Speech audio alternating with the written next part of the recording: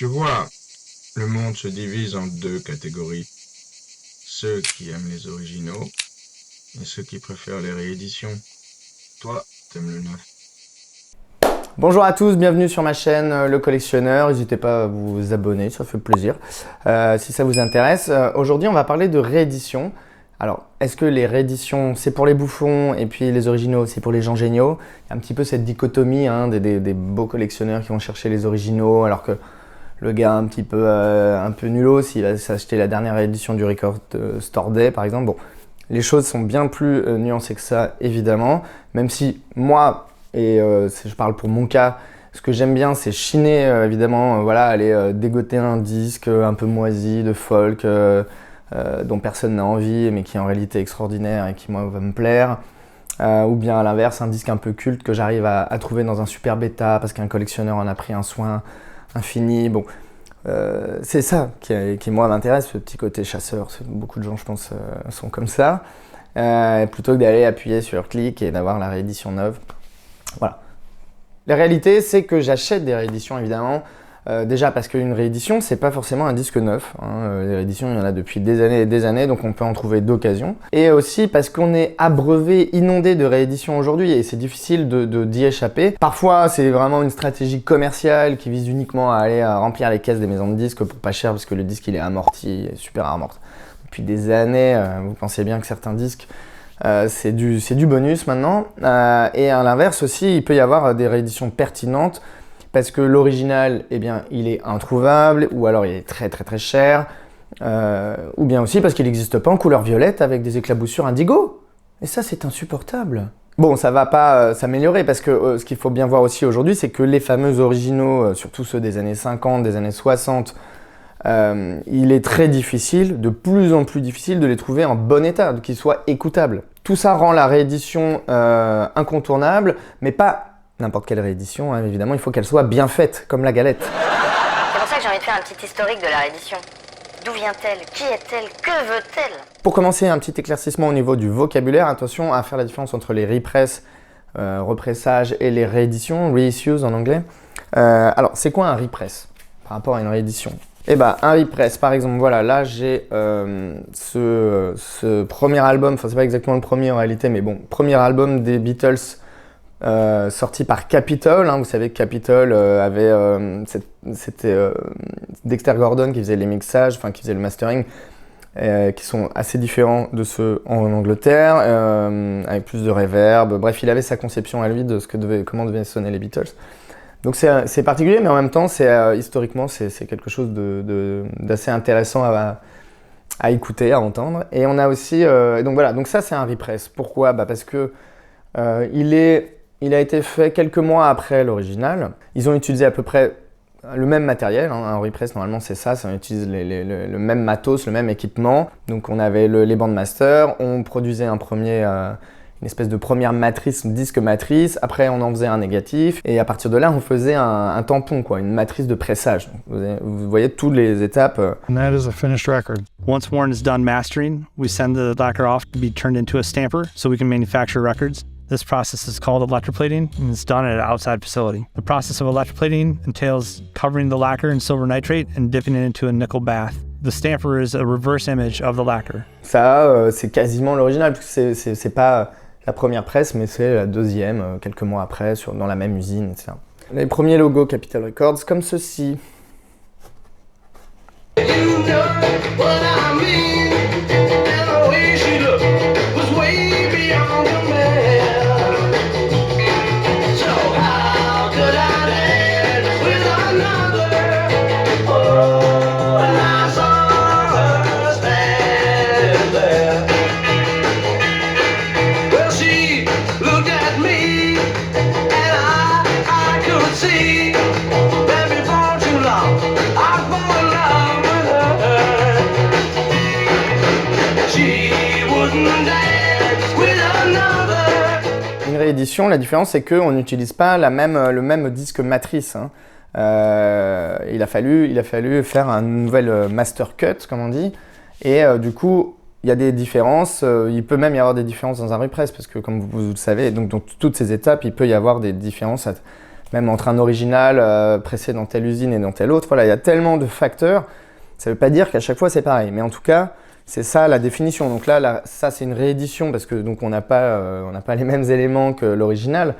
Elle est dans un état extraordinaire, réédition de 78 françaises. On a beaucoup, à ce moment-là, je crois qu'ils rééditent le catalogue des Beatles en France.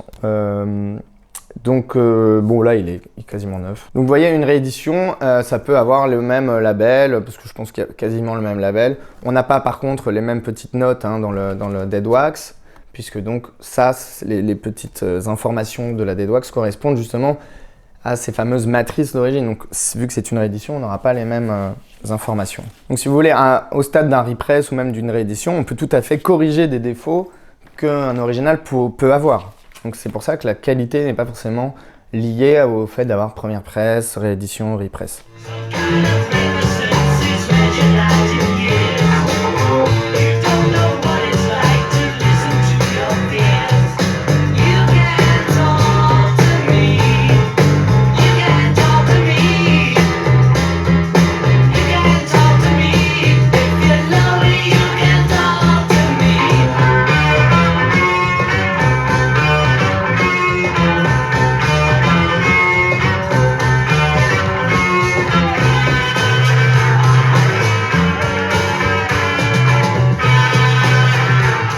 Et donc l'original, c'est quoi? C'est très simple, c'est le premier pressage dans une usine, parce que ça peut y avoir dans plusieurs usines, dans plusieurs pays différents. C'est le premier pressage. Voilà. Le numéro 1, c'est écrit aussi pareil dans les infos de la Dead Wax.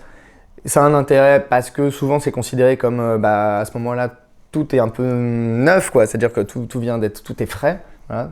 Pourtant ça ne veut pas dire qu'il ne peut pas y avoir des petites malfaçons, mais c'est censé être le top du top, quoi. C'est le tout début. Il y a aussi un côté historique, un côté nostalgique, purement sentimental.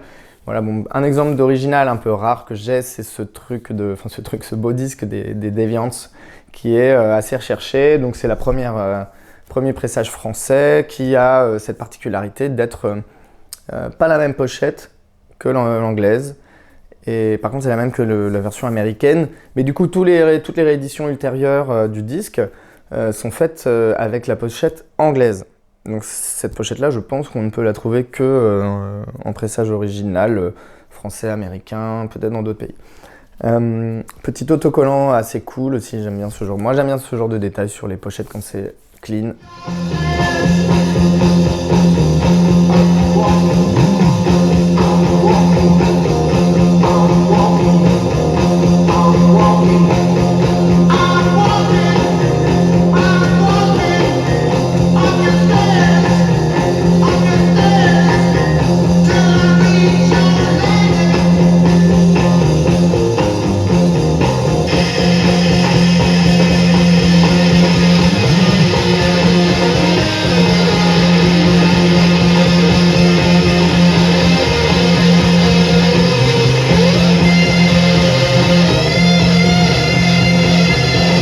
On peut aussi parler des remastering. On a aussi cette mode donc, du fait d'adapter aux nouvelles technologies les anciens disques, d'essayer de les moderniser, leur donner un mixage qui correspond à la fois au nouveau matériel et en même temps au nouveau standard, etc.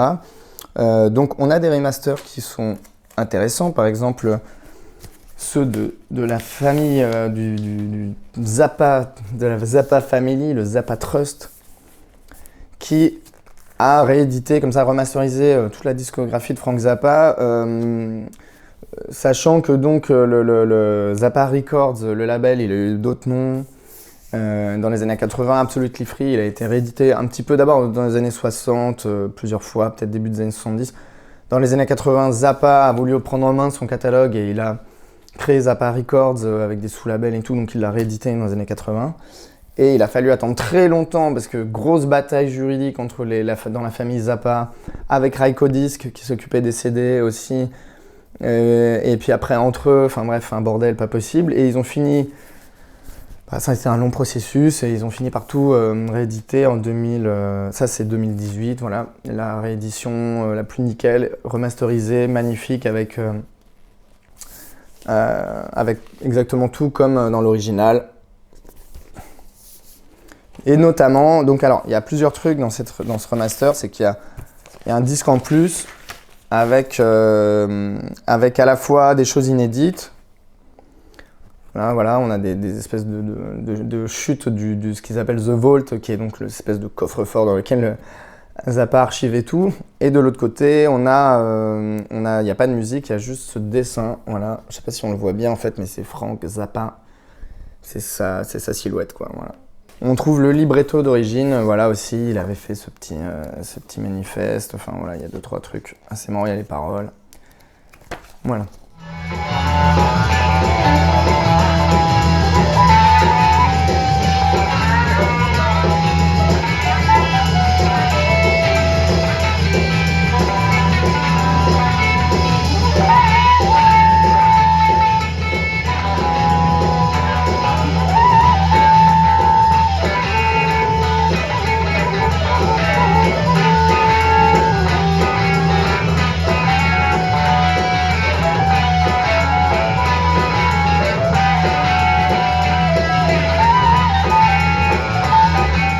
Alors les rééditions, elles ont une petite histoire, hein. C'est-à-dire que dans les années 70, c'est les débuts des rééditions de grands classiques notamment.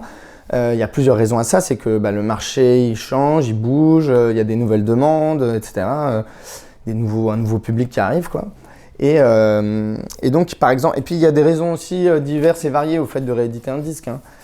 Par exemple, moi j'ai cette version donc des Small Faces, si on voit bien, voilà, tac.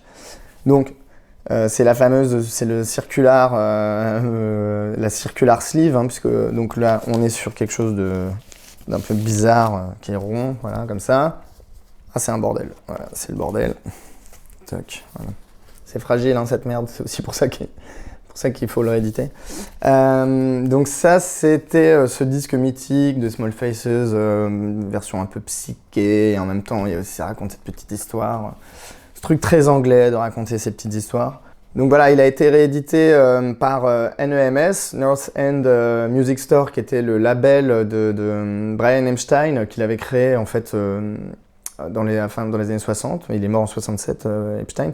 Mais bon, après, finalement, à ce moment-là, c'est un peu plus tard que le label a vraiment sorti des disques. Ils ont racheté le catalogue d'Immediate, notamment. C'est pour ça qu'ils ressortent les Small Faces, mais ils ont aussi, ils sont connus, si ça vous dit quelque chose, donc là, c'est que vous avez sans doute des rééditions de Black Sabbath, puisqu'ils avaient tous les Black Sabbath, ils ont réédité en masse le catalogue de Black Sabbath pendant des années et des années, donc, mais ils avaient aussi Immediate.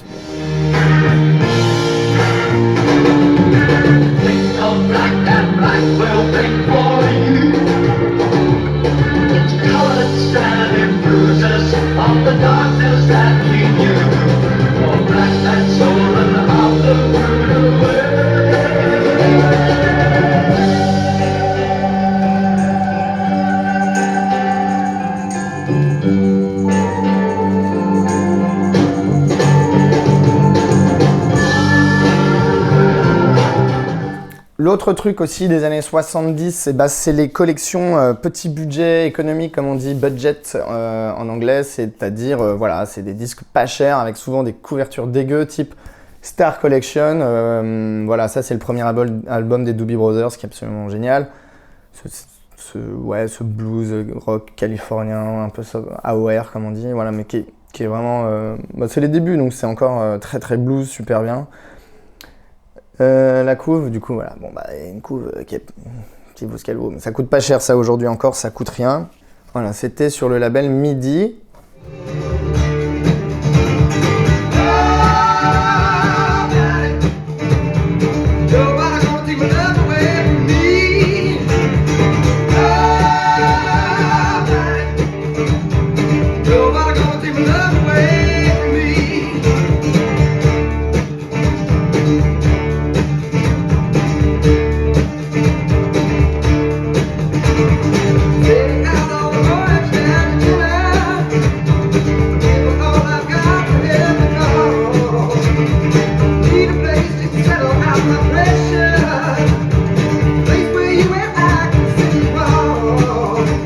Enfin, dans les années 70, c'est aussi le début des rééditions japonaises. Les Japonais, ils ont un petit peu du retard, même s'ils ont eu une scène un peu musicale dans les années 60, mais c'est vraiment les années 70 où ça démarre. Ils ont un peu beaucoup de jeunes qui s'intéressent au rock. Il y a cette sorte de baby boom un peu décalé et il y a un public. Et donc ils commencent à faire plein de rééditions à partir du début des années 70. Vous savez, il y a plein de collections aussi. Voilà, vous avez tous ces hobbies sur lesquels on voit parfois notamment le prix, quoi, des collections genre 1500 yens, 2000 yens pour avoir pareil, c'était pas très cher, j'imagine. Donc on n'a pas que ça, il y a aussi Rockstar Collection, il y en a plein, je les avais notés, il y a quoi d'autre Rock Greatest, Original Rock Collection, Rock Forever, voilà, il y a plein de collections comme ça qui naissent dans les années 70. Moi, je suis pas un grand spécialiste, j'en ai pas énormément. Là, je vous montre juste. Ça, c'est un Aftermath réédition 70 anglaise qui appartient à mon père. Et moi, j'ai pas beaucoup de trucs japonais, mais quand je suis allé au Japon il y a de ça très longtemps, en 2008, j'étais pas encore collectionneur de vinyle, mais j'avais eu la bonne intuition d'en acheter là-bas. Et j'avais acheté notamment le Aftermath aussi japonais. Voilà. Bon, j'ai pas le hobby, j'avais pas pris les hobbies parce que encore une fois, je m'en foutais un peu de tout ça. Mais c'est des super rééditions. On cherche évidemment, souvent le hobby fait partie de la plus-value esthétique des disques, mais le pressage aussi japonais, donc ils pressaient eux-mêmes sur place pour éviter les frais d'import qui étaient très élevés et donc permettaient d'avoir finalement voilà, pour leur marché domestique. Donc ils repressaient tout différemment et donc c'est très recherché, voilà. Et vous avez aussi après souvent des petits inserts comme ça avec les paroles des chansons, des trucs. Bon, c'est en japonais donc on comprend rien, sauf si on parle japonais, mais. And though she's not really ill, there's a little yellow pill. She goes running for the shelter of her mother's little helper, and it helps her on her way, gets her through her busy day.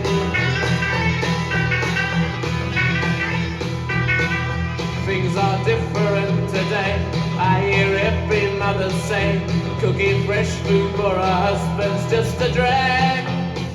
So she buys an instant cake and she buys a frozen steak and goes running for the... Alors bon, comme je suis pas un spécialiste du Japon, je vais passer vite. Après, les années 80, c'est là où on a plein de petits labels qui commencent aussi à rééditer des trucs un peu plus de niche, quoi, des labels comme Norton Records, Hetzel Records, voilà. Et en Australie, il y a Raven Records qui réédite tous les grands groupes des 60s australiens, dont je vous ai fait une vidéo il y a pas longtemps sur les années 60 en Australie, et je n'avais pas, à ce moment-là, encore The Missing Links que j'ai trouvé donc dans cette version des années 80, de 84 chez Raven Records, voilà, qui est donc la première réédition jamais faite du disque, parce qu'après il a été de nouveau réédité en Australie, en 2000 je crois.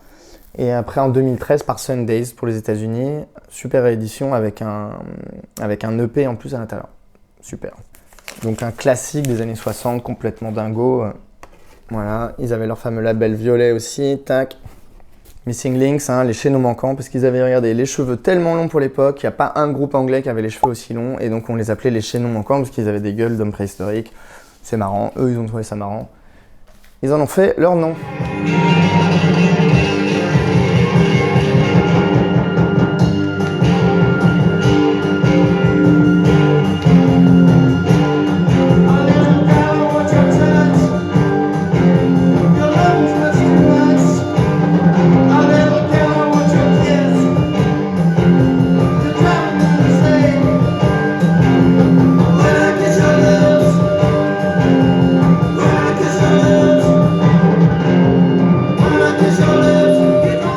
Dans les années 90, pareil, là, fallait vraiment être, pour faire du vinyle, fallait vraiment être dans la niche, on va dire, de l'industrie du disque. Et donc, il y a un label italien qui s'appelle Get Back, voilà, Get Back, qui a fait, par exemple, ce picture disc qu'on m'avait offert il y a très longtemps. Des Yardbirds, du Five Live Yardbirds, le premier album du groupe, voilà, qui a été réédité dans les années 70, mais avec une autre pochette où c'était Eric Clapton, qui était une star à l'époque, qui est mis en avant sur le disque. Donc on avait plus la pochette d'origine. Et ensuite, petit à petit, la pochette est revenue. Charlie Records a réédité le disque avec la vraie pochette, voilà. Ils l'ont remasterisé en 89, Charlie Records encore, et puis après, donc voilà, Get Back a fait ce picture disc, pourquoi pas, mais qui est pas mal recherché en fait. Et après ils l'avaient réédité aussi avec la couverture sans picture disc, ils avaient fait un peu tout. Grosso modo, les rééditions des années fin 90, début 2000, c'est des trucs qui valent cher parce que c'était souvent pas pressé non plus énormément, il y avait de la qualité, c'était un truc un peu quand même, pas toujours, hein, mais bon, souvent un peu passionné. Alors, je prends un exemple, hein, j'ai quelques rééditions des années 2000, j'en ai quelques-unes ici ou là. Et notamment, j'ai les rééditions de Metallica, Vertigo de 2001, qui sont des rééditions pour l'Europe, mais faites à partir de masters américains notamment, avec des bandes souvent qu'on considère de meilleure qualité, quoi. Et sans doute le mixage de Bob Ludwig, même si j'avais vu que c'était débattu. Donc c'est des rééditions exceptionnelles, voilà, 2001, et ça coûte très cher.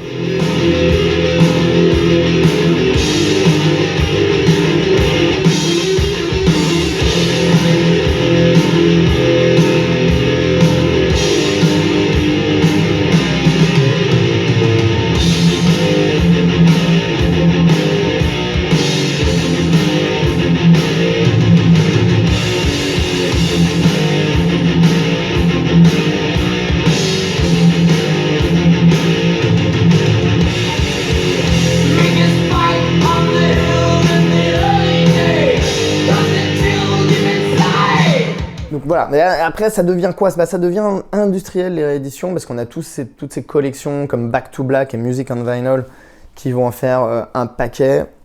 Et notamment, à ce moment-là, on commence aussi à s'intéresser aux années 90 qui finalement sont passées à côté du vinyle.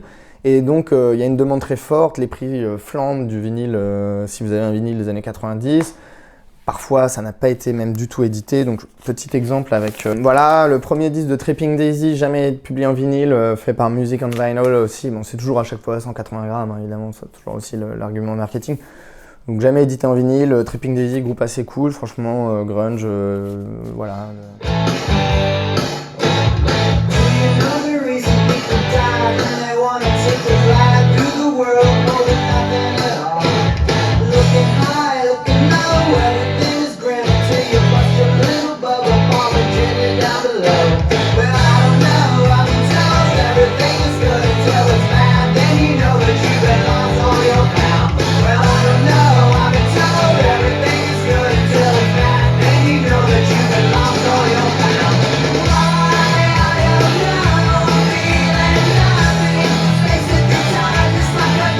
Un autre exemple que j'ai envie de donner parce que c'est magnifique, c'est ça, c'est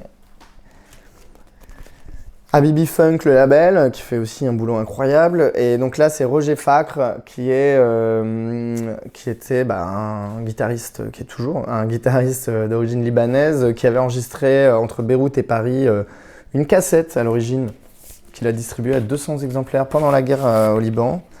Donc, en fait, c'est aussi pour ça que là, le disque, il a jamais pu, que finalement sa carrière a pris des détours parce qu'il était au mauvais moment, c'était au mauvais moment au Liban, et donc compliqué d'aller faire du folk, rock à cette époque. Donc, les gens du label finissent par entendre parler du disque, de cette cassette, en tout cas des enregistrements de Roger Facre. Je sais pas si je prononce bien le nom. Et donc il y a ce livret qui explique très bien les choses, voilà, les difficultés à l'époque de pouvoir réunir des musiciens, faire de la musique. Et ça, c'est la cassette que je pense personne ne peut prétendre l'avoir, car elles ont été probablement d'ailleurs détruites. En tout cas, vous imaginez bien qu'avec la guerre, c'est pas évident de retomber sur ces cassettes.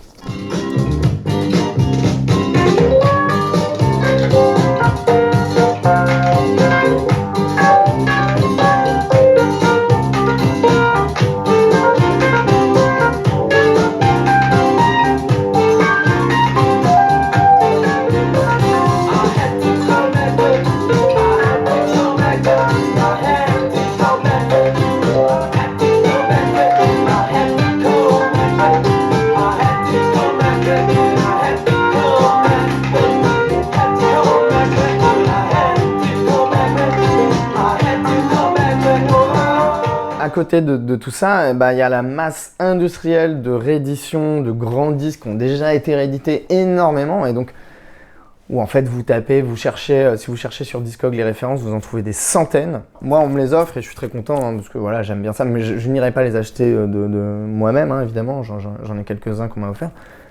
Genre typiquement, voilà, c'est les anniversaires, on remasterise tous les 10 ans les grands disques comme celui-là, 50e anniversaire. Vous pensez bien que Dark Side of the Moon, il y a le 30e, le 40e, le 50e anniversaire du disque. C'est le disque, un des disques les plus vendus au monde. Est-ce que c'était vraiment nécessaire de le publier encore une fois? Voilà, je trouve que là encore récemment, les Zombies ont fait sous leur propre supervision donc une réédition de Odyssey and Oracle. Ils ont créé un label pour monter le truc. C'était une réédition mono qui était un truc un peu plus rare parce que c'était je crois qu'il n'y a pas eu beaucoup de rééditions mono du disque. Et voilà, j'ai écouté, j'ai reçu le disque, il est dans un sale état. Franchement, c'est dommage parce que tu as envie d'être sympa avec eux parce que c'est eux-mêmes qui ont tout fait apparemment. Enfin, en tout cas, ils étaient à l'origine du truc et tu reçois ça, c'est indigne d'une vraie réédition d'un tel chef-d'œuvre de la musique, voilà. And as the years go by, she will grow old and die. The roses in her garden fade away. Not one left for her grave. Not a rose for Emily.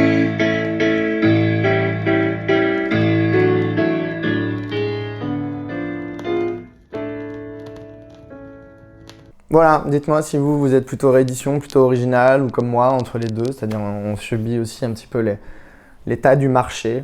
Est-ce que vous aussi vous avez des problèmes avec des rééditions qui craquent, qui sont voilées, qui sont pas centrées, toutes ces merdes?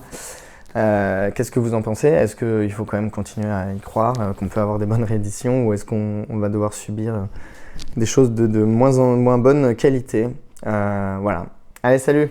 Merci encore, des bisous, à bientôt.